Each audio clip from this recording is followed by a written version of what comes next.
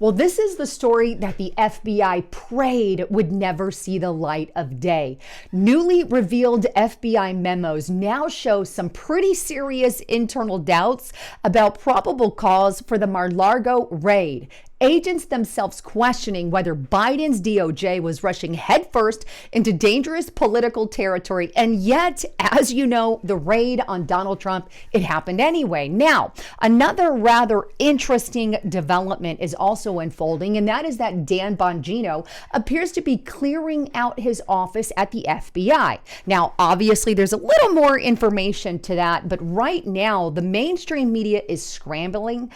Speculation is swirling, and the timing could not be worse for a bureau that's already facing a historic credibility crisis. Now, to be clear, this wasn't Bongino's decision, and it wasn't his mess. This was a mess that happened under Joe Biden, but the pressure inside Washington, it's legit, it's real. The power struggles, they're very intense, and the FBI is once again, sadly, at the center of a political firestorm that it helped create under Joe Biden. Now, today, I am going to break all of this down for you, what the FBI didn't want released, why the information was buried, what the memo really says about the Mar-a-Lago raid, and what Bongino's possible exit signals about the state of the Bureau and the weaponization of federal law enforcement. I've got so much to share with you.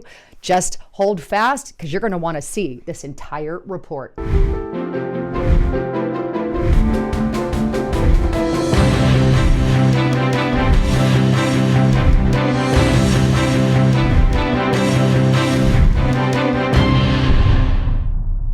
As a quick reminder, please make sure you're still subscribed to the channel. Give mainstream media that big, fat-friendly middle finger, and subscribe to my channel because you are getting the real news here, unlike these controlled media platforms. And give this video a thumbs up as well. And by the way, check us out on Restricted Republic. I've got a huge report coming out today. Get to restrictedrepublic.com. If you want to check out a coupon we have for that, look in the description box below. Hope to see you there to get that exclusive content. But with that, what on earth is it that the FBI wanted so desperately to keep from the population under Joe Biden's administration? As you know, under Joe Biden, the FBI was highly politicized and weaponized. Well, there is one big bombshell that was just dropped in Congress's lap that now is out in the public that the FBI prayed would remain silent. What am I talking about? Well, I found it on justthenews.com, and it's headlined, FBI repeatedly warned the DOJ did not have probable cause to raid Trump's home. It's not been corroborated. In other words, they never should have raided Trump's home in the first place because there was no cause to do so. The law says in order to do that, there has to be a reason. Unfortunately, there wasn't. Somebody really needs to go to jail for this, but I get this feeling that may not happen. But anyway, here it is. The article goes on to state, the FBI in the summer of 22 raised repeated objections to raiding Donald Trump's Mar-a-Lago home in Florida. Warning agents did not believe the Biden Justice Department had enough evidence to establish probable cause, that the then former president had broken the law in handling classified documents, according to bombshell memos turned over to Congress on Tuesday. So in other words, Biden didn't have what they needed to move forward, and they went forward anyway. The WFO, which is also known as the FBI's Washington Field Office, has conducted approximately said numbers of interviews related to this matter. Very little has been developed related to who might be culpable for mishandling the documents, the 2022 FBI memo declared. From the interviews, WFO has gathered information suggesting that there may have been additional boxes, presumably of the same type as were sent back to the National Archives at Mar-a-Lago. Because remember, the entire Mar-a-Lago raid was supposedly about classified documents that Donald Trump had in his house, but yet these were the same ones that came from the National Archives. But anyway, it goes on. WFO, the Washington Field Office for the FBI, has been drafting a search warrant affidavit related to these potential boxes, but has some concerns that the info is single source, has not been corroborated, and may be dated.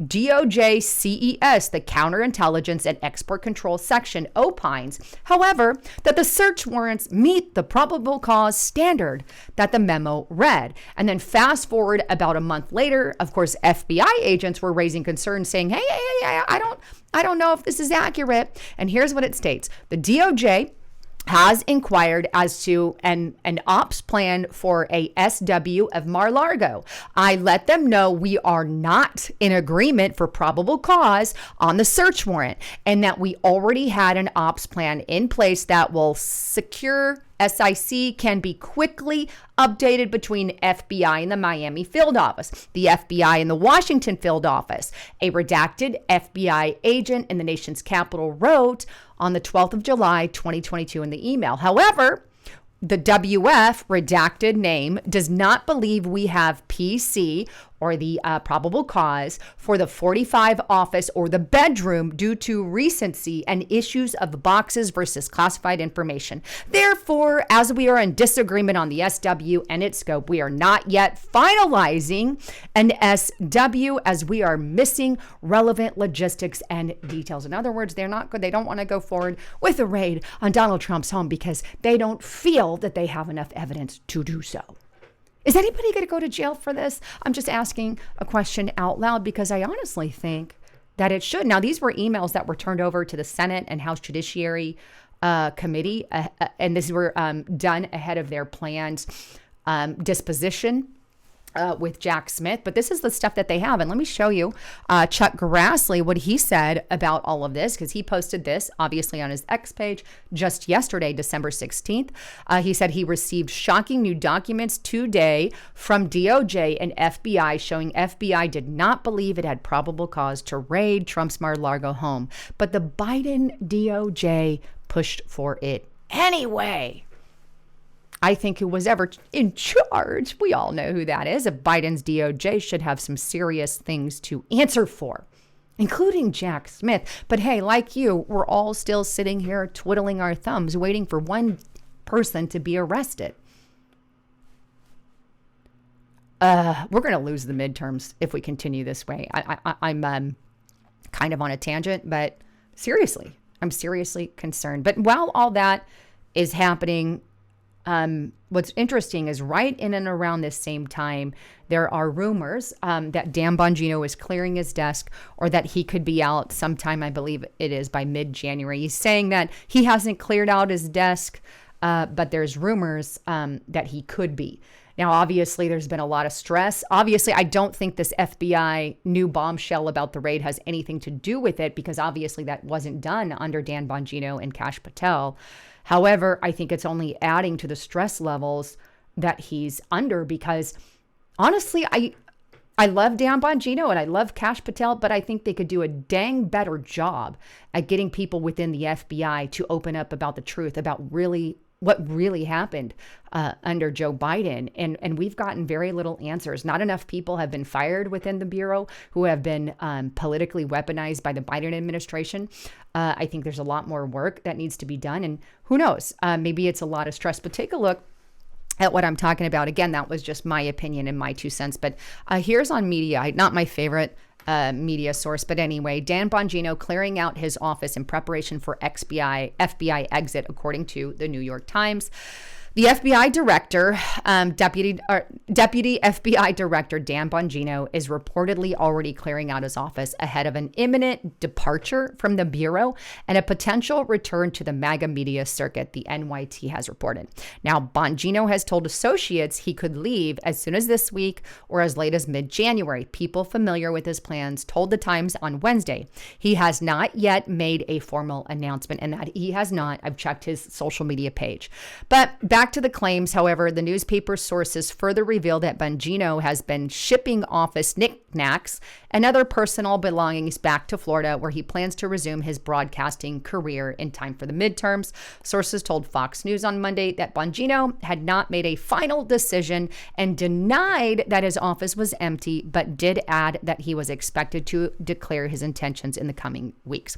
So supposedly he's going to be declaring his intentions about if he's leaving, what's going on, and all of that. And these rumors are obviously swirling.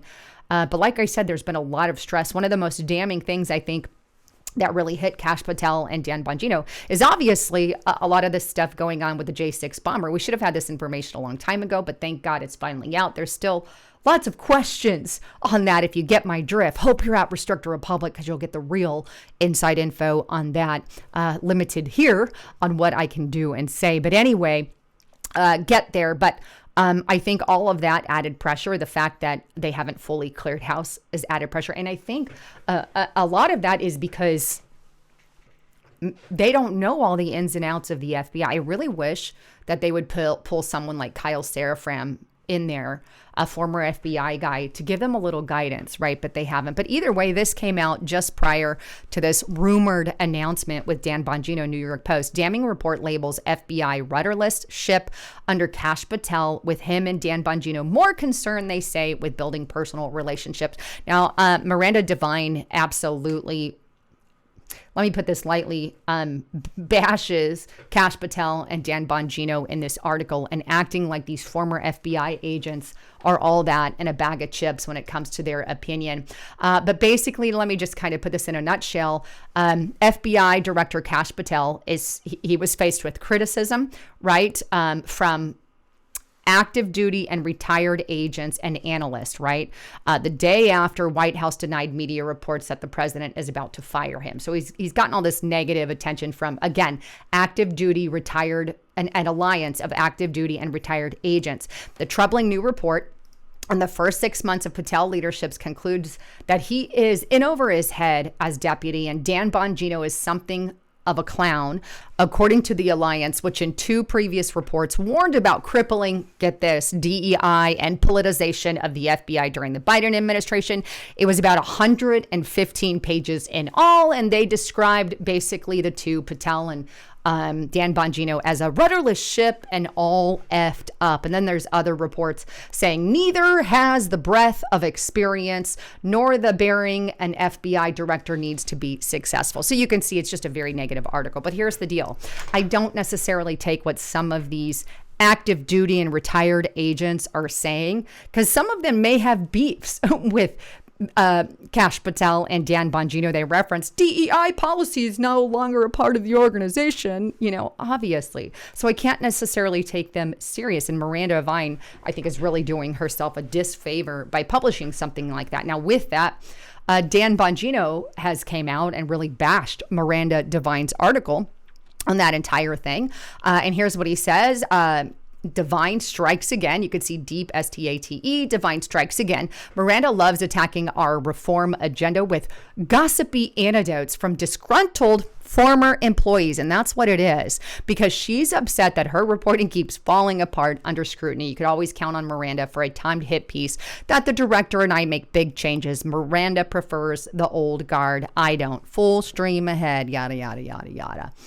So that's kind of the idea. But, that's the thing. I think that personally, my opinion on Dan Bongino and Kash Patel is they've got a lot more work they need to be freaking doing. They're not strong enough when it comes to weeding out people within the FBI that needs to go. I don't know that they have all the pieces that they need. And like I said before, they really need to bring somebody like Kyle Serafram in to help them out. Meanwhile, Bongino has responded to all of that. And this is Fox News, and Patel and Bongino defend their tenures, saying FBI operates exactly as the country expects. And that was in regard to that 115-page report. But they are very adamant about saying, hey, we're doing our job. We're doing everything I can. And I really hope that they are. But there's still people within the FBI that need to be let go. There's still things that have to happen. And I really hope that does before another Democrat gets in charge. And I'm terrified for the midterms, folks. I think you probably are too. But with all of that, I think the bottom line, I guess, if Dan Bongino rumors are true and he's going to put some kind of notice in the midterms, maybe it'll be good, because I think he was very powerful as a podcaster. I think we're kind of missing that. And I think he's had to deal with a lot of crap within the FBI, and maybe someone who knows the FBI a little better that is on our side would be more suited, because maybe they could really get, stuff like the Jeff files, from the island, before it has to go to Congress before some of that stuff is released to us. But anyway, he's been really hunting down members of a pretty dirty network of people. And he talks about it here. And I think that could also do a lot of, not damage, shall I say, but that's a lot to take on when you're going after networks like this one here, arresting them. And these people are really doing some really sick stuff that targets children. So just my 2 cents on that. Anyhow, I can't wait to read your thoughts and concerns on what you think is going on with this whole thing. But as a quick reminder, get to Restrict a Republic. I'm going to be dropping a huge report today, a little more inside information. As I said, I can't be posting those here on YouTube. So get to Restrict a Republic. Use the coupon code Lisa and the number 5 to get it for $5 per month. It's a good way that you can support us and watch that exclusive content. Anyhow, I love you all. I'm Lisa Haven, signing out.